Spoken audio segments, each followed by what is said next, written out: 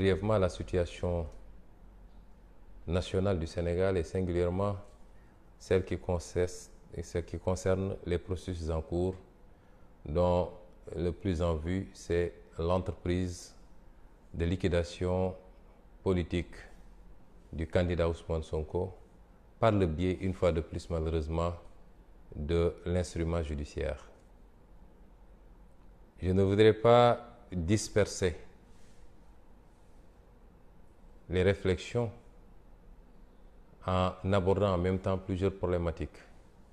Mais vous savez que cette entreprise est composée de deux volets. Le premier volet, c'est celui consistant à lancer l'opération de tri des candidats de l'opposition à travers un dialogue qui doit réunir ceux qui ont déjà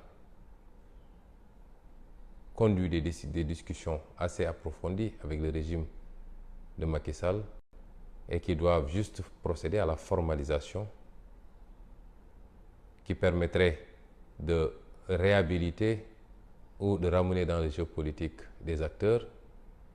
Et le second volet maintenant consiste à l'opération d'élimination, d'entrave du candidat qui semble être le plus craint, puisque le plus populaire par la grâce de Dieu, qu'est le candidat Ousmane Sonko. Pour ne pas nous disperser, je vous propose aujourd'hui de n'aborder que ce second volet.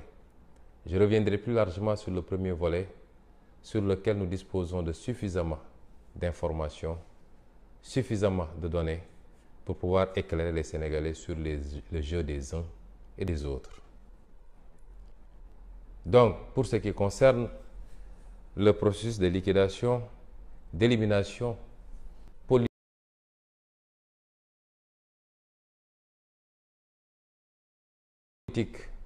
en tout cas provisoire, du candidat Ousmane Sonko, tout le monde sait que le président Macky Sall, comme à son habitude, a décidé d'instrumentaliser un pan de la justice, quelques magistrats, pour obtenir le résultat. Et c'est pourquoi, par rapport au comportement de cette magistrature, ou de ce pan de la magistrature, par rapport aux actes qui sont posés, vous m'avez entendu depuis quelque temps proclamer la campagne de désobéissance civique. Nous avons posé quelques actes par rapport à cette campagne qui va prendre de plus en plus de l'ampleur pour devenir massive. Et le dernier acte en date, c'est que vous m'avez vu tous la dernière fois, cette semaine-ci en tout cas, venir à Ziguinchor en passant par la Gambie, en y faisant une escale et en continuant tranquillement mon chemin, ce qui constituait le premier déplacement hors du territoire national, mon premier déplacement hors du territoire national depuis plus de 2 ans, depuis exactement 2 ans et 3 mois. C'était pour répondre à une situation d'injustice. Une injustice malheureusement exercée par la justice sur ma personne. Puisqu'aujourd'hui, toute mesure d'interdiction de sortie du territoire est illégale.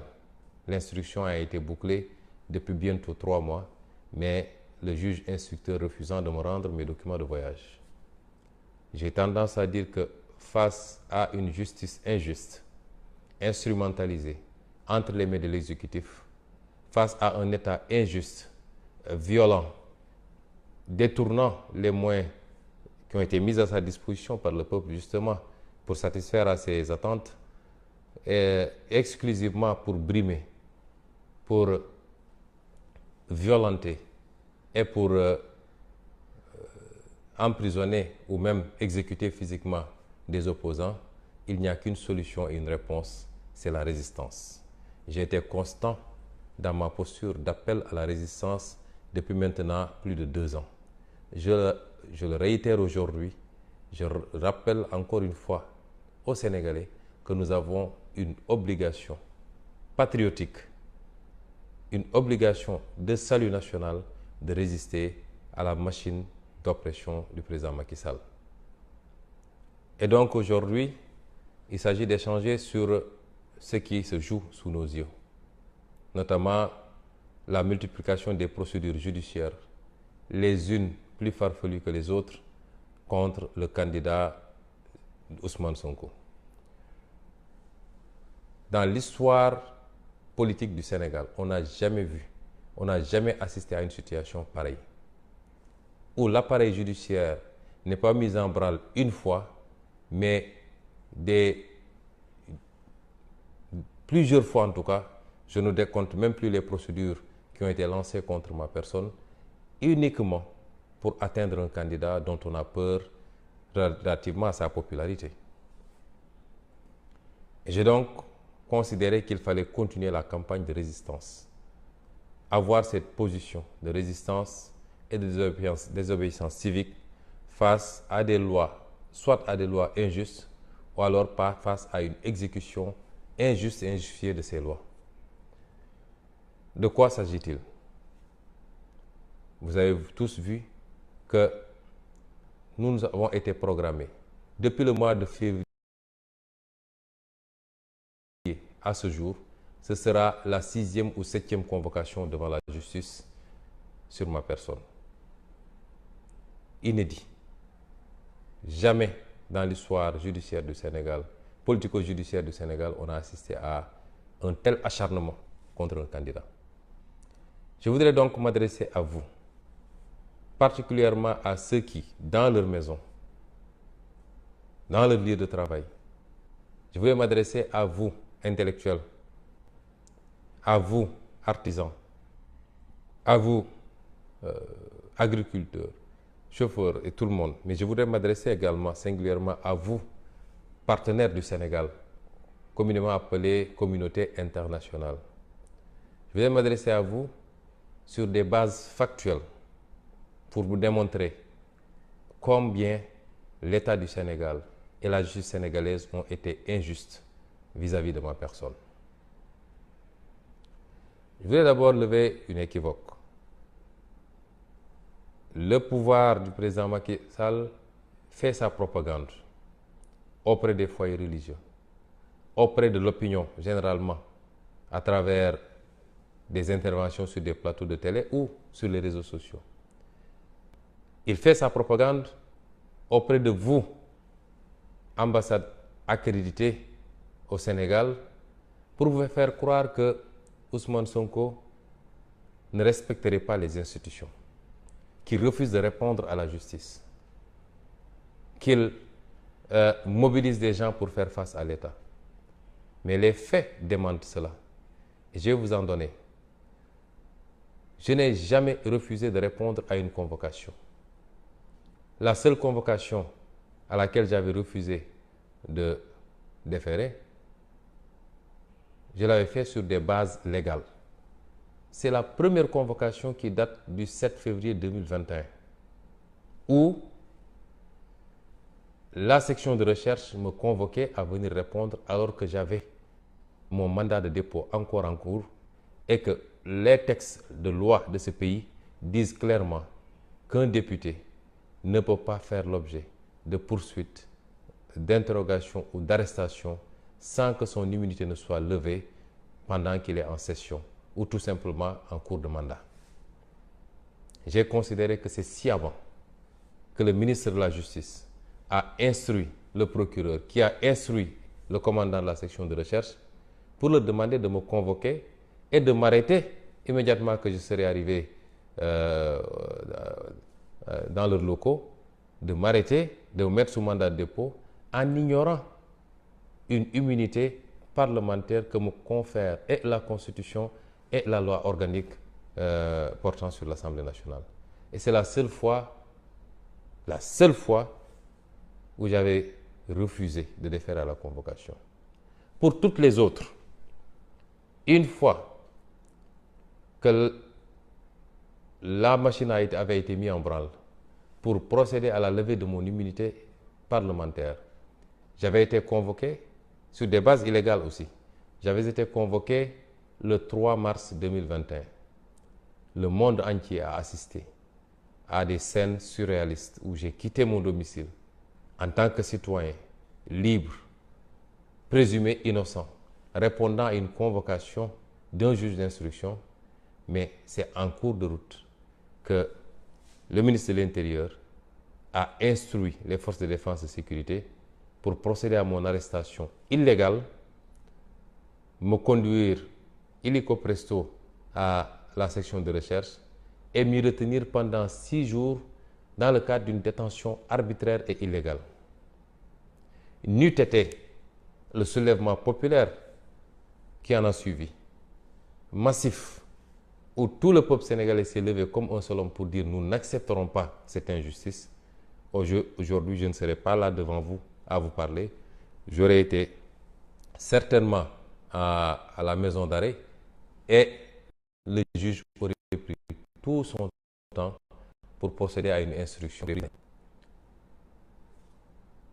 La deuxième fois, c'était le 16 février 2023. J'ai été convoqué. Avant cette date d'ailleurs, j'ai été convoqué à 2 reprises par le juge d'instruction. La première pour m'entendre et la seconde pour procéder à une confrontation. Je me suis levé de chez moi et je suis allé répondre tranquillement. La quatrième, c'est le 16 février 2023 où j'ai été convoqué au tribunal. Je suis sorti de mon domicile pour me rendre au tribunal. Ils m'ont causé tous les tracas du monde sur la route du tribunal.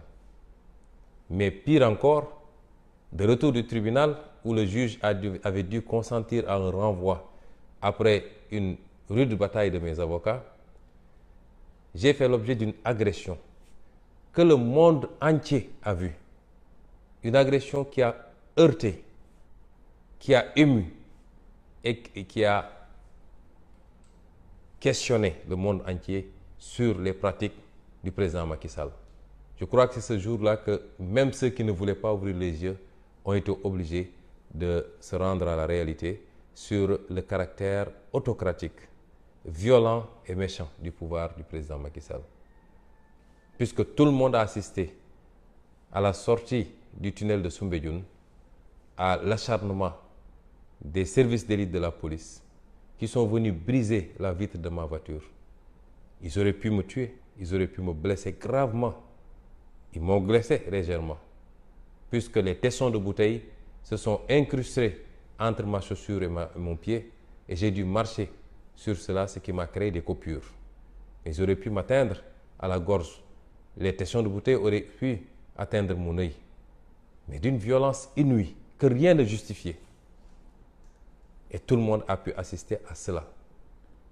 Ça date d'à peine 2 mois et demi. Et le monde entier a vu cela. Et rien ne justifiait ce comportement, si ce n'est la volonté et de blesser et d'humilier un adversaire politique. J'ai été conduit de force chez moi dans ces conditions. La 6e fois, c'est lorsque j'avais été convoqué, 1 mois plus tard, puisque le renvoi, c'était pour le 16 mars.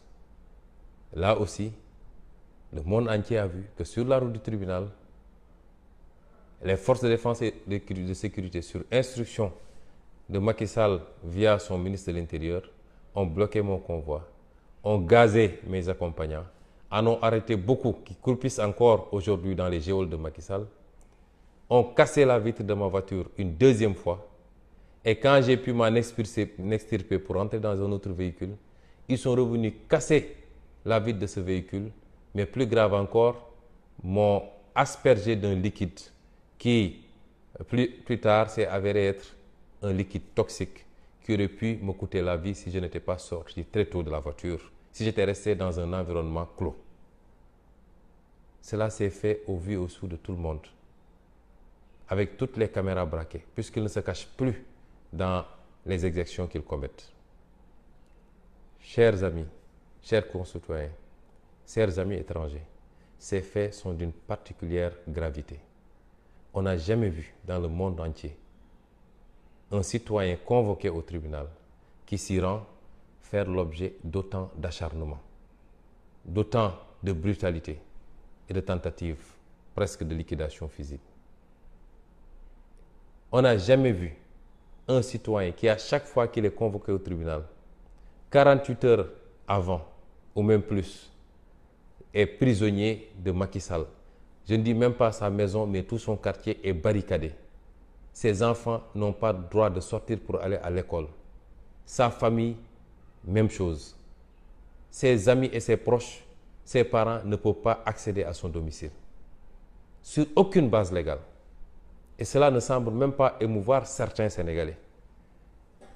J'ai l'impression que quand il s'agit de Ousmane Sonko, tout est permis. Certains pensent que c'est normal. Certains applaudissent même. Heureusement, une petite minorité.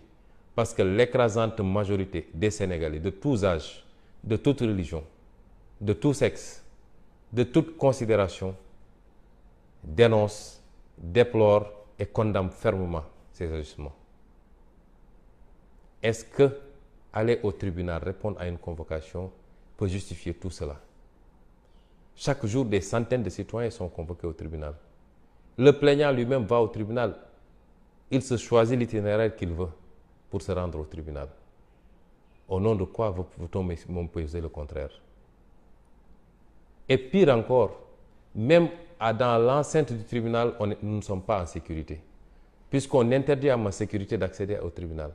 On interdit à mes militants d'accéder au tribunal. Au même moment, on permet aux plaignants de venir avec sa sécurité et avec ses militants. La dernière fois, nous avons fait l'objet d'une agression dans l'enceinte même du tribunal, avec la complicité des forces de défense et de sécurité.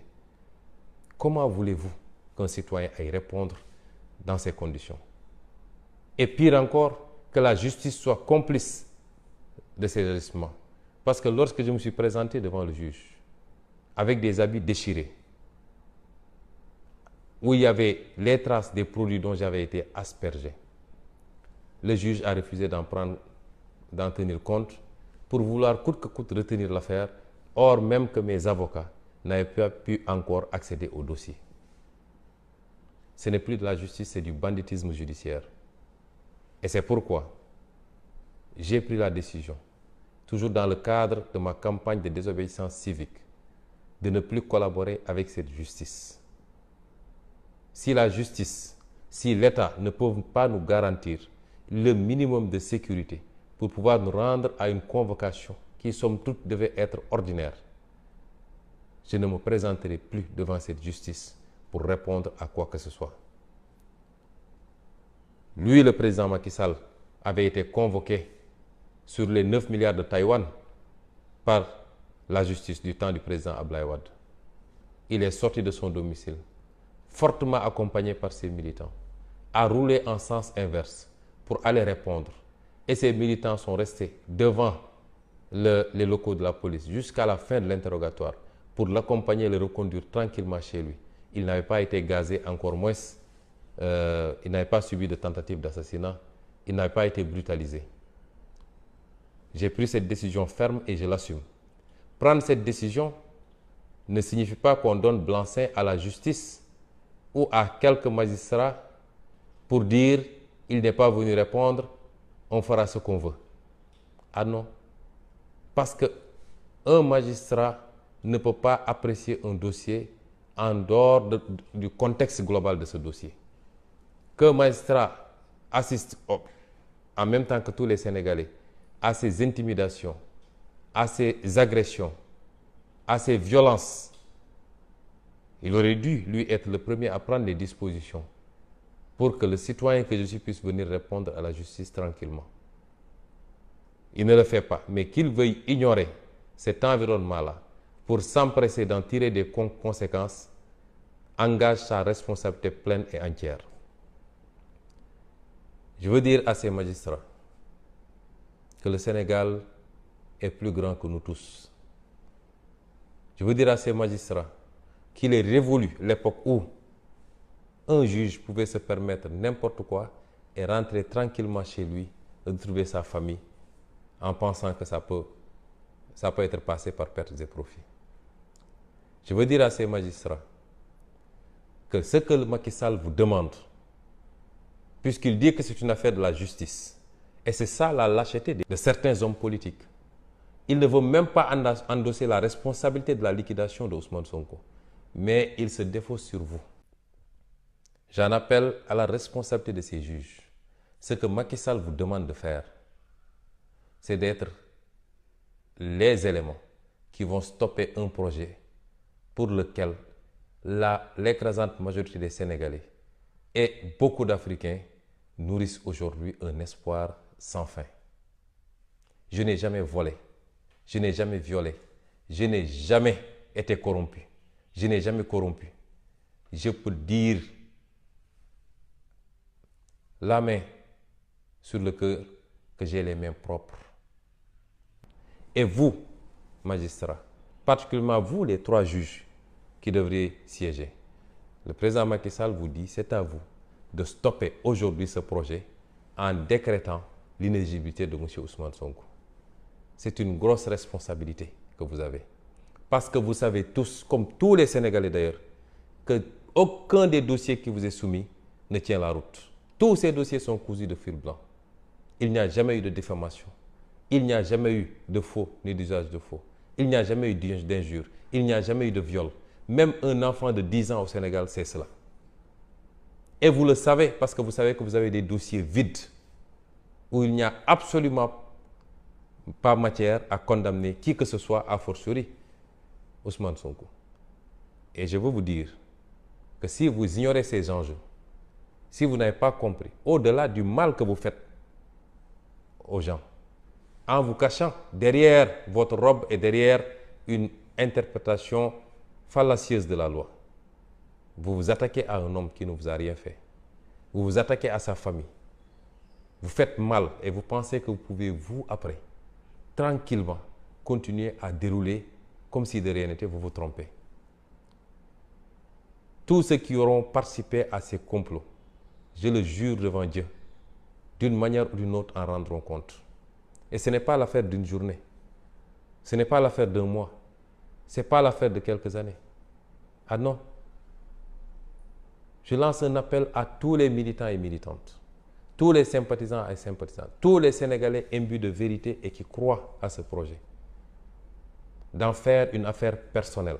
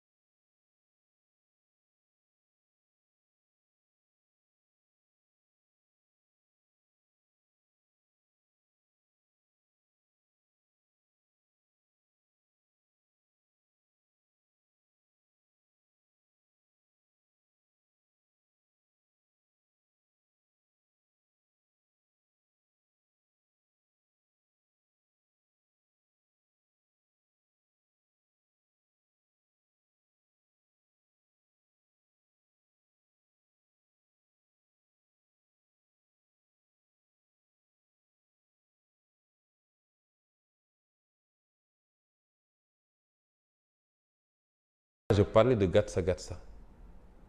J'assume mes propos. Parce que dans une société, les choses ne peuvent aller dans le sens d'une paix véritable et d'une stabilité que lorsque chacun souhaitera à l'autre ce qu'il se souhaite à lui-même, évitera à l'autre ce qu'il s'évite à lui-même. Et la pire des injustices, c'est celle qui se cache derrière les... C'est dommage qu'on en arrive à certaines extrémités. La dernière fois, l'autre fois, un magistrat me disait que s'il y a eu alternance en 2000 au Sénégal, c'est parce qu'en 1993, on a dû en arriver à certaines extrémités. C'est dommage. Si les magistrats doivent être soumis à certaines situations pour comprendre qu'ils ne peuvent pas continuer à faire ce qu'ils font, ou si certains magistrats doivent être soumis à cela, ce serait dommage pour eux et pour le pays. Je continue à rendre hommage à l'écrasante majorité des magistrats qui n'est pas dans ce schéma, qui n'est ni corrompu, ni à la merci du pouvoir. Mais je parle à cette dizaine de magistrats. Je disais l'autre jour à M. Bakhoum, Ibrahima Bakhoum, procureur général, que je connais personnellement, je ne m'acharne pas sur lui. J'allais rendre visite à M. Bakhoum. Je connais personnellement son épouse, je connais ses enfants qui venaient s'asseoir à mes côtés, ses filles, quand j'arrivais là-bas, qui discutaient et qui posaient des questions. Je lui dis, ces filles que je considère comme les miennes, son épouse, n'ont pas plus de droits que mes enfants ou mes épouses.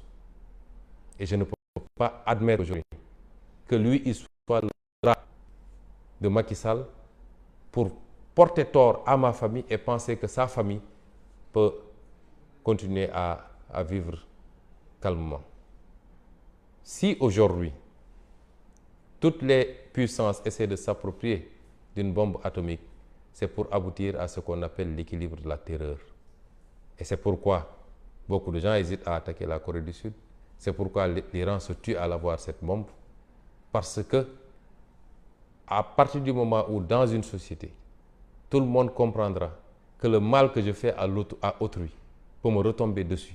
L'injustice que je cause à autrui peut me retomber dessus. Je crois que chacun respectera l'autre et nous souhaiterons en arriver à ça pour la paix, la stabilité, l'amour, la fraternité dans ce pays. Je ne pourrais terminer sans lancer un appel au président Macky Sall lui-même. L'appeler à savoir raison garder. Rappeler à recouvrer sa lucidité. Le pouvoir n'est pas éternel. Aucun pouvoir n'est éternel. Après le pouvoir, il y a une vie. Le président Issoufou est tranquillement chez lui au Niger. Les présidents Obasanjo, Buhari sont tranquillement chez eux au Niger. D'anciens présidents sont au Ghana et partout ailleurs. Je ne parle même pas des pays hors continent. Ceux qui vous font croire aujourd'hui que vous pouvez vous permettre ce que vous voulez faire sont vos premiers ennemis. Et beaucoup de ceux-là étaient avec vos prédécesseurs. Beaucoup de ceux-là vous ont combattu quand vous étiez dans l'opposition. Aujourd'hui, c'est ces gens-là qui sont autour de vous pour vous faire croire à une utopie, à des rêves. Ne pensez pas qu'ici, les gens ont une rancune contre vous ou se préparent à des vendettas. Nous n'avons pas ce temps. Votre seul salut et votre seule grandeur, s'il en est encore, c'est de rendre au Sénégal ce qu'il vous a donné. Évitez au Sénégal un bain de sang inutile. Évitez au Sénégal des cassures sociales inutiles. Soyez à la hauteur de votre fonction. Sortez de la manière la plus apaisée pendant qu'il est encore temps. Si vous l'avez compris, ce sera ça votre salut et le salut de vos proches. Toute autre option est suicidaire pour vous. Vous avez l'illusion du pouvoir, mais vous ne savez pas ce que c'est que le pouvoir. Et nous avons tous une responsabilité vis-à-vis des 17 millions de Sénégalais pour que ce qui va se passer les 9 mois à venir se passe de la meilleure manière pour le Sénégal en évitant ces cassures, en évitant des morts d'hommes, en évitant des blessures, en évitant de pousser le pays dans des situations que nous ne souhaitons pas et que nous avons vues ailleurs en Afrique. Et ce ne doit pas être sous votre règne parce que vos prédécesseurs ont pu faire leur mandat et s'en aller au moment opportun et laisser le Sénégal dans la stabilité et dans la paix. Je vous remercie.